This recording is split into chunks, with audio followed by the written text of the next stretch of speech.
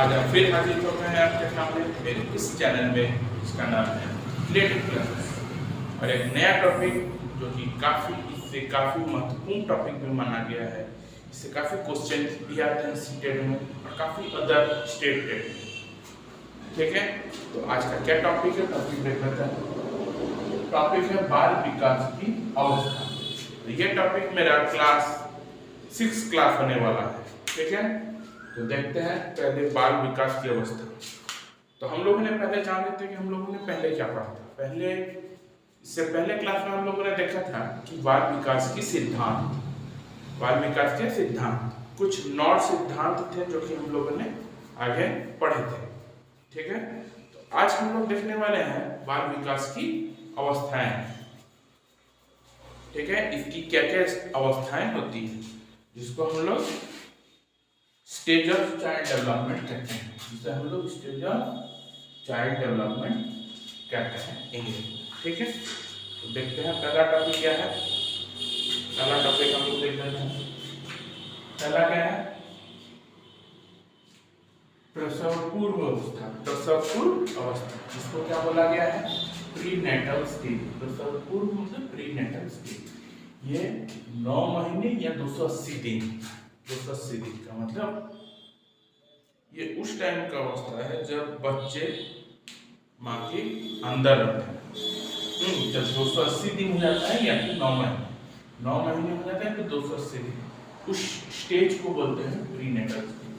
देखो क्या इसके बारे में लिखा था, जान लेते हैं। ये अवस्था माता के गर्भधान से शुरू होता है। ये अवस्था माता के गर्भधान, जैसे माता कंसीव करती है जब से ये शुरू होता है। ठीक है, ये अवस्था माता के गर्भधान से शुरू होता है। और ठीक है, इसमें ज्यादा कुछ नहीं है, बस इतने जान लेते हैं कि ये अवस्था कब से शुरू होती है। ये अवस्था माता के गर्भधान से शुरू होती है। ठीक है, कौन इस स्टेज को क्या नाम दिया गया है, प्रसव पूर्व अवस्था, मतलब इंग्लिश में क्या बोला जाता है इसको, प्रीनेटल स्टेज। अगला पॉइंट क्या है देख लेते हैं, शिशुअवस्था। इसके बारे में आप लोगों ने काफी सारे पॉइंट पढ़े होंगे, पता है हम लोगों को कि इसको इंग्लिश में क्या बोला जाता है, इन्फेंट स्टेज। ये कब से होता है, जन्म से लेके 5 वर्ष की आयु, जन्म से लेके 5 वर्ष की आयु तक इसे रखा गया। ठीक है, ये स्टेज को क्या बोला गया है, इन्फेंट स्टेज। जन्म से 5 वर्ष की आयु तक इस स्टेज को इन्फेंट स्टेज कहा गया है। इसका पॉइंट क्या है देख लेते हैं, इसका कुछ महत्वपूर्ण पॉइंट्स क्या है। पहला पॉइंट क्या है, इस अवस्था में शिशु पूर्ण रूप से माता पर निर्भर रहता है।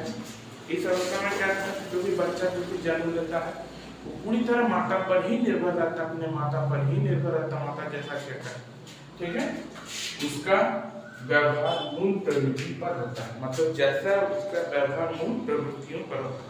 अगर मूल प्रवृत्ति मतलब जो वो देख रहा है आसपास, वही वो सीख के वही उसी टाइप का वो व्यवहार वो करता है। ठीक है, मतलब आसपास जो भी वातावरण है वो देख रहा है उसी टाइप का रहता है। दूसरा क्या है, इस अवस्था में जिज्ञासा ज्यादा होती है। इस अवस्था को क्या कहा गया है, जिज्ञासा का अवस्था है। इस अवस्था में ज्यादा क्वेश्चंस आते हैं बच्चों के दिमाग में कि ये क्या है, ये क्या है। ठीक है ना, इस अवस्था को जिज्ञासा का भी अवस्था कहा गया है। ठीक है, तीसरा पॉइंट क्या है, इस अवस्था में आत्म प्रेम की भावना होती है। इस अवस्था में क्या होती है, आत्म प्रेम की भावना ज्यादा रहती है बच्चों के अंदर।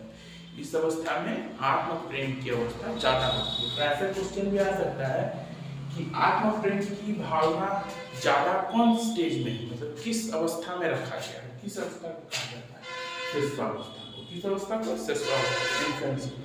कब से है, 5 वर्ष से, जन्म से लेकर 5 वर्ष की आयु। ठीक है, यहाँ पे देखो आत्म प्रेम की भावना इस स्टेज को कहा गया है। ठीक है, उसके बाद इस अवस्था में खिलौने की आयु भी कहा गया है। इस अवस्था को खिलौने से खेलने वाली अवस्था भी कहा गया है। इस अवस्था को खिलौने की आयु भी कहा गया है। इस अवस्था को खिलौने की आयु भी कहा गया है। मतलब इस अवस्था में बच्चे ज्यादा खिलौनों से खेलते हैं, ठीक है। इस अवस्था में खिलौने की आयु भी कहा गया, क्योंकि इस अवस्था में बच्चे ज्यादातर खिलौने से खेलते हैं। ठीक है, इस अवस्था में क्या है, खिलौने की आयु भी कहा गया है। उसके बाद क्या है, इसमें बच्चे अनुकरण द्वारा सीखते हैं। इसमें बच्चे क्या, बाहर से कोई भी चीज जो होता है देखकर सीखता है। इस अवस्था में क्या होता है, इस अवस्था को क्या है, अनुकरण की अवस्था भी कहा जाता है। ठीक है, इस अवस्था में बच्चे क्या है, अनुकरण, बाहरी वातावरण को देखकर जो भी उसके आसपास घटित हो रहा है, जो भी उसके आसपास घट रहा है, उस घटित को देखकर, घटना को देखकर ये सब सीखता है। ठीक है, वो कौन अवस्था में है, ये है शिशुअवस्था में। ठीक है, ये कौन अवस्था में है, ये सब शिशुअवस्था में। ठीक, शिशुअवस्था में बच्चे क्या है, अनुकरण द्वारा ही सीखता है, दूसरों को देखकर ही ये सब सीखता है। ठीक है, उसके बाद आखिरी पॉइंट क्या है, इसे अतार्किक चिंतन की अवस्था भी कहा गया है। इससे अतार्किक मतलब क्या होता है, ऐसा सवाल पूछना जिसका कोई तर्क नहीं, जिसका कोई लॉजिक नहीं। ठीक है, ऐसा प्रश्न पूछेगा कि जिसका कोई लॉजिक नहीं है, इसे अतार्किक चिंतन भी कहा गया। अतार्किक चिंतन, अतार्किक चिंतन की अवस्था किसे कहा गया है, अतार्किक चिंतन की अवस्था कहा गया है शिशुअवस्था। क्या है, शिशुअवस्था, जो कि जन्म से लेकर 5 वर्ष की आयु तक रहता है। शिशुअवस्था को अतार्किक चिंतन की अवस्था भी कहा गया है। ठीक है, ठीक है, एक पॉइंट आप लोगों ने देख लिया। हम लोगों ने पहला पॉइंट क्या पढ़ा, प्रसव पूर्व अवस्था, जिसको बोला जाता है प्रीनेटल स्टेज, जो कि 9 महीने या 280 दिन का आता है। उसके बाद आता है क्या, सेकंड आता है शिशुअवस्था। शिशुअवस्था क्या है, इन्फेंट स्टेज, जो कि जन्म से लेकर 5 वर्ष की आयु तक रहता है। ठीक है, इसके कुछ महत्वपूर्ण पॉइंट्स हैं जो कि आप लोगों ने पढ़े हैं। अगर आप इसको लिखना चाहते हैं तो वीडियो पॉज करके लिखें।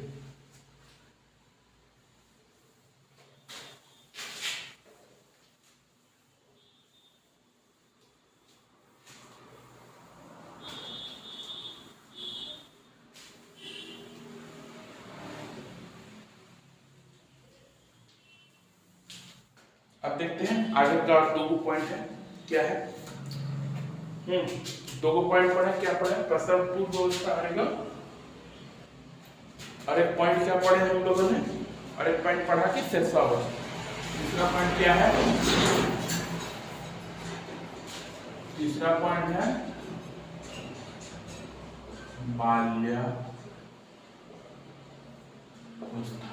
बाल्यावस्था। तीसरा पॉइंट क्या है, बाल्यावस्था। ठीक है, क्या बोलते हैं,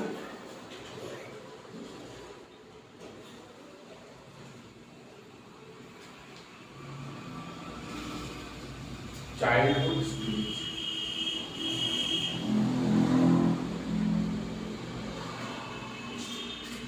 आगे वाला कितना वर्ष है, देखिए शिशुअवस्था कितना से था, जन्म से 5, ये 6 से 18 वर्ष की आयु है। ये क्या है, 6 से 18 वर्ष, 6 से 18 वर्ष, ठीक है ना, ठीक से लिख देते हैं।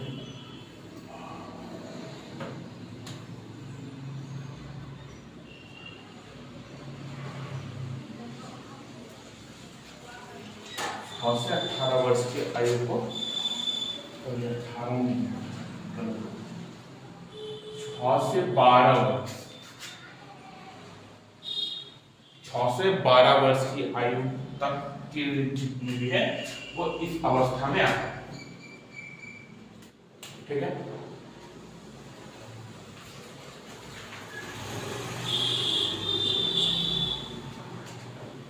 क्या क्या पॉइंट है देख लेते हैं।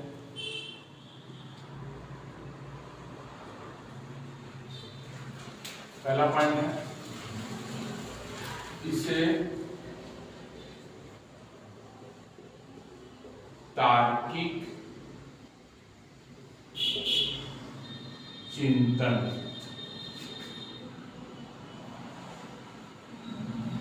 तार्किक चिंतन की अवस्था भी कहा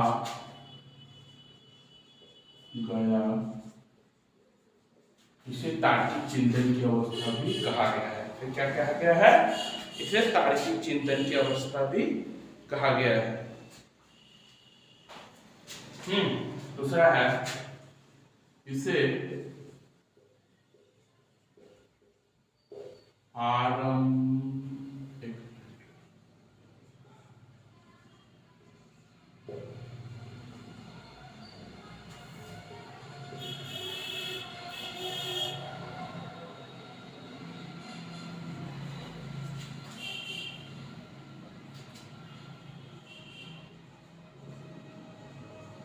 आरंभिक स्कूल की एज भी कहा गया है। इस अवस्था को क्या कहा गया है? आरंभिक स्कूल की एज, आरंभिक स्कूल की उम्र भी कहा गया है। आरंभिक स्कूल की उम्र भी कहा गया है। ठीक। दूसरा क्या है? इस अवस्था को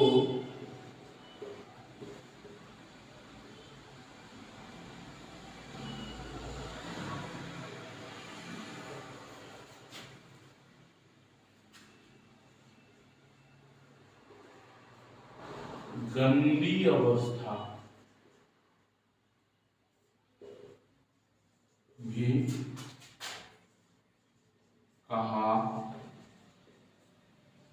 कहा गया है। इस अवस्था को गंदी अवस्था कहा गया। क्यों गंदी अवस्था? क्योंकि बच्चे ज्यादातर देखिएगा, अगर आप स्कूल में देखिए बच्चा आता है, देखिए कपड़ा गंदा, पैंट गंदा, सब कुछ गंदा, ठीक ना? कहीं कीचड़ में खेल रहा होगा, कहीं इधर उधर गिर गया होगा, तो इसलिए इसे गंदी अवस्था भी कहा गया है। ठीक है।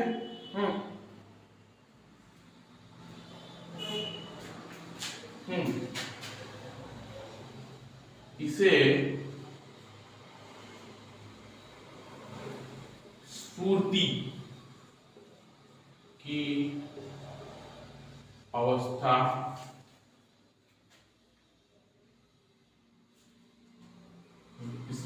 की अवस्था या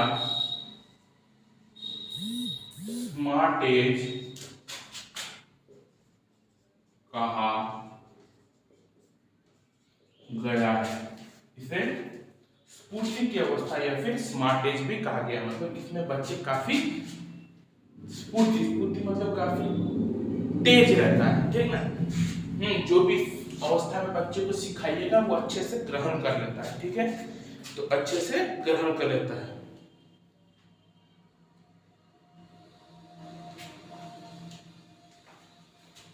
ठीक है। उसके बाद पॉइंट है इसे खेलों की अवस्था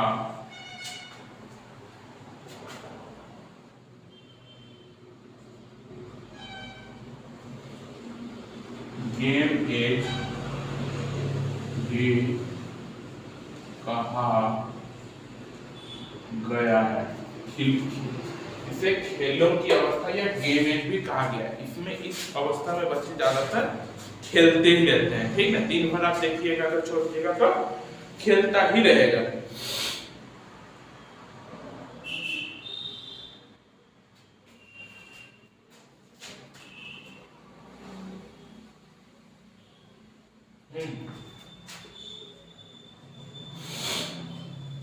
देखिए इस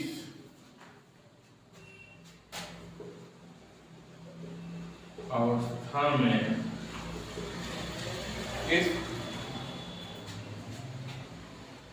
इस अवस्था में संग्रहण, इस अवस्था में संग्रहण मतलब कोई भी चीज ग्रहण करना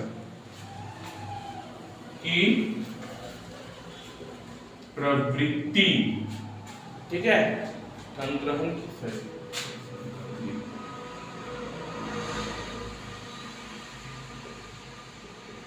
प्रवृत्ति, उनकी प्रवृत्ति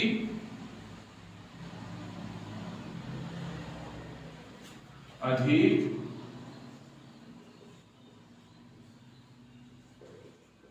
होने लगती है। ठीक है, संग्रहण, कोई भी चीज ग्रहण करता है, कोई भी चीज इकट्ठा करता है, अधिक होता है।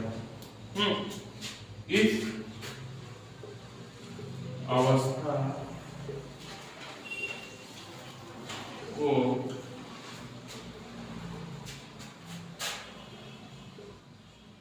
टोली या फिर गैंग की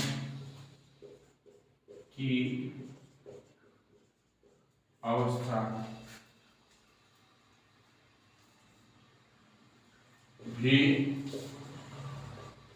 कहा गया है। ठीक है, इस अवस्था को टोली या गैंग की अवस्था भी कहा गया है। इस अवस्था को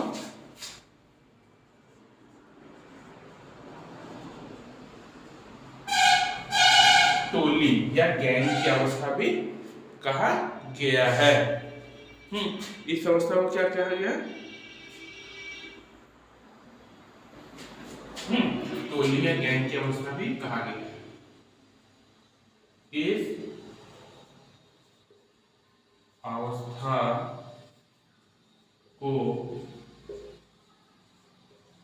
जीवन का अनोखा काल भी कहा गया है। ठीक है, इस अवस्था को जीवन का अनोखा काल भी कहा गया है। क्या पढ़ने भी देख लेते हैं। पहला है इस अवस्था, इसे तार्किक चिंतन की अवस्था भी कहा गया है। तार्किक चिंतन, यहाँ बच्चे तर्क लगा के कोई भी चीज का चिंतन करते हैं कि ऐसा क्यों हुआ, तार्किक। और इससे पहले वाला क्या था? अतार्किक, जिसका कोई मतलब नहीं बनता, उस सब चीज में तर्क लगता है।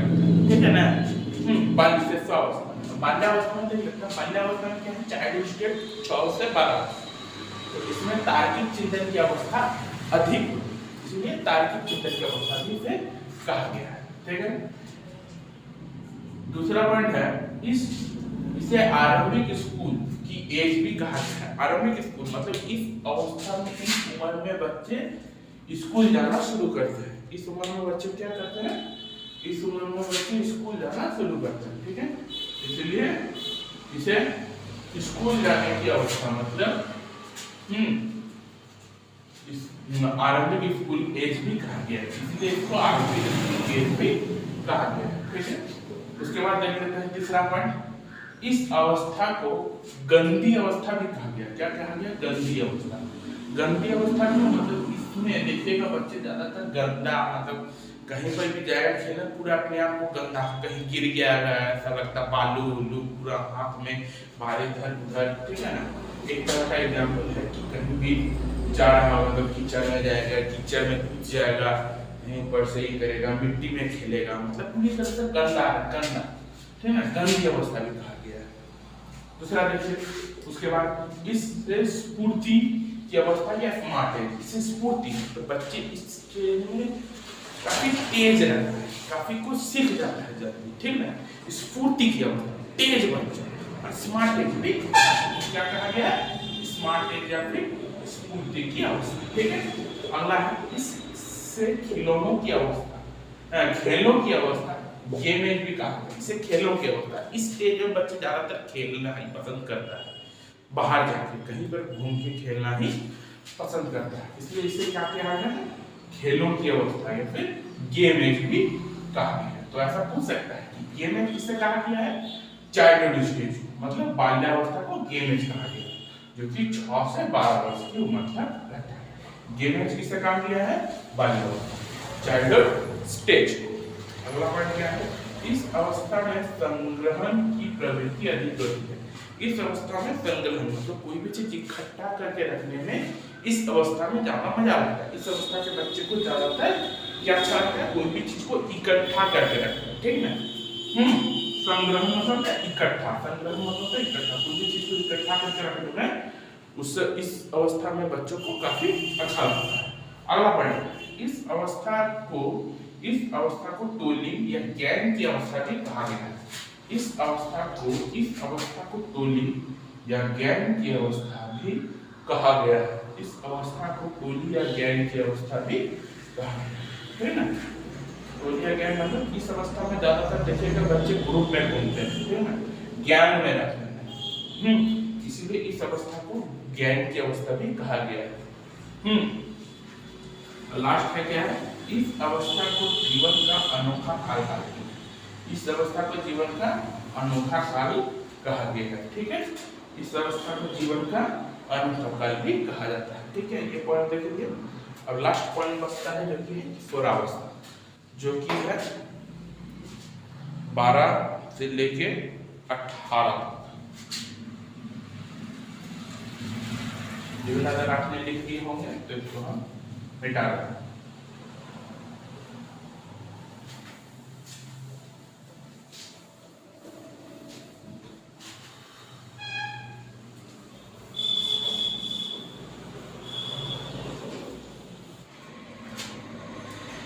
तो हम लोगों ने देखा कि इसे क्या कहा जाता है, किशोरावस्था, एडोलेसेंस स्टेज। एक बार फिर से जान लेते हैं, 12 से 18 वर्ष।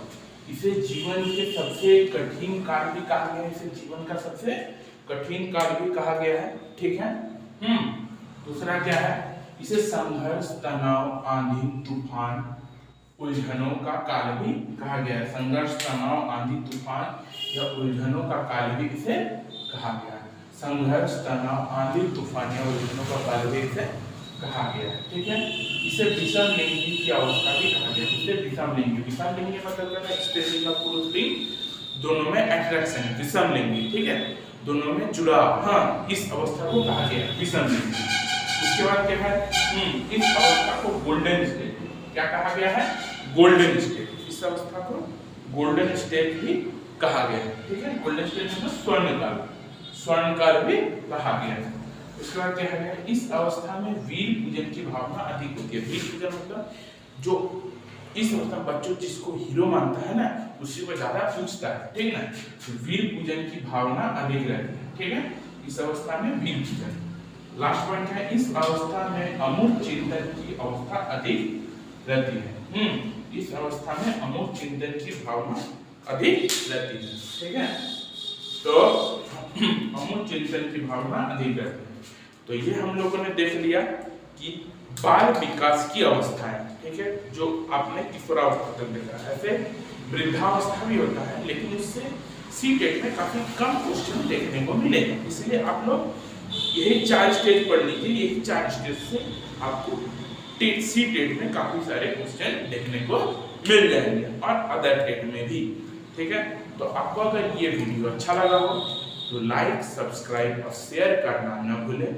जरूर से जरूर सब्सक्राइब करें। आज के अभी के लिए धन्यवाद। Thank you.